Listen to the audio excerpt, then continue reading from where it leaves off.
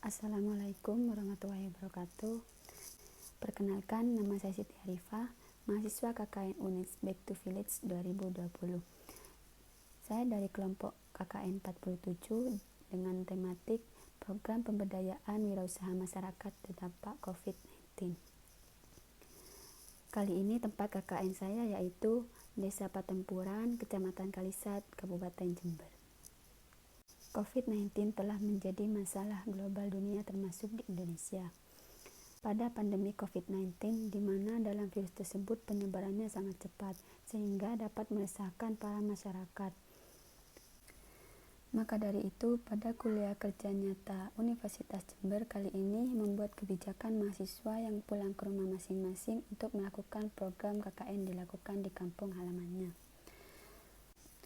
Pandemi COVID-19 tidak dapat dipungkiri sangat berdampak pada perekonomian masyarakat di seluruh penjuru Indonesia.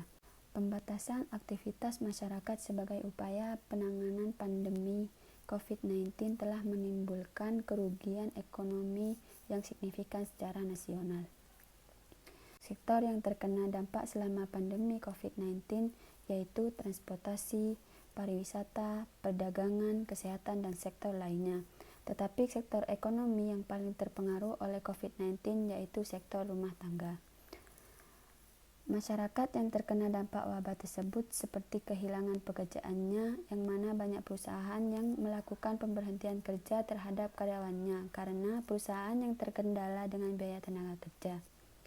Begitu juga usaha rumah tangga yang dijalani di Desa Patempuran menjadi sepi pembeli karena disebabkan adanya social distancing dan kurangnya pengetahuan tentang akses teknologi dalam upaya penanganan pemasaran dalam masa wabah COVID-19. Contoh yang saya temui yaitu beberapa masyarakat yang memiliki usaha rumahan seperti usaha keripik pisang.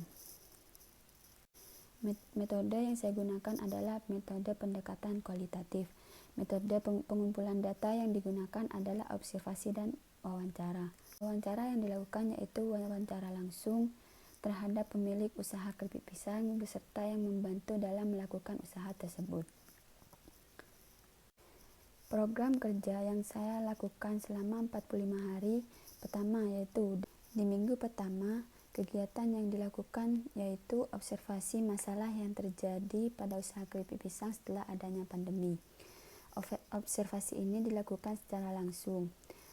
Beberapa masalah yang terdapat yaitu penjualan hanya dilakukan secara offline.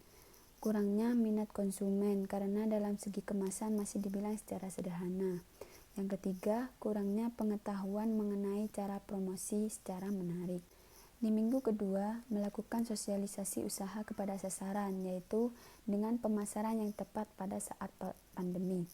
Sosialisasi ini dilakukan langsung kepada sasaran dan diikuti oleh salah satu anak sasaran.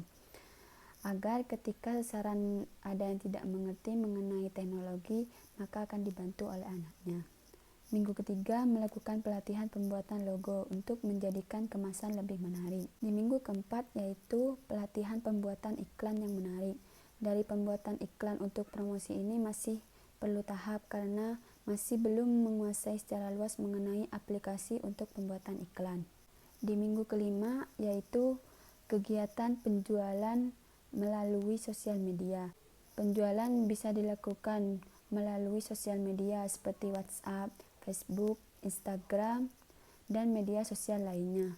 Karena masih awal, penjualan melalui media online masih dilakukan melalui media WhatsApp.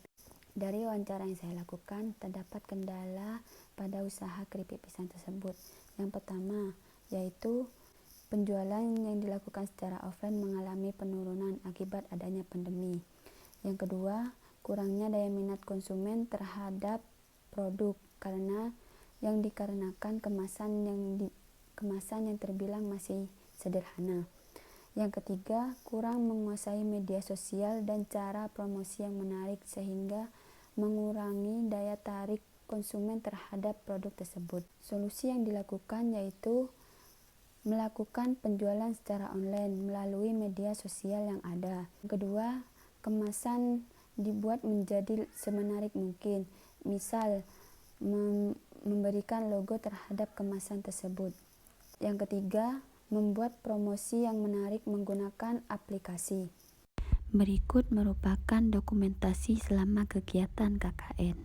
Sekian presentasi dari saya, kurang lebihnya mohon maaf. Wassalamualaikum warahmatullahi wabarakatuh.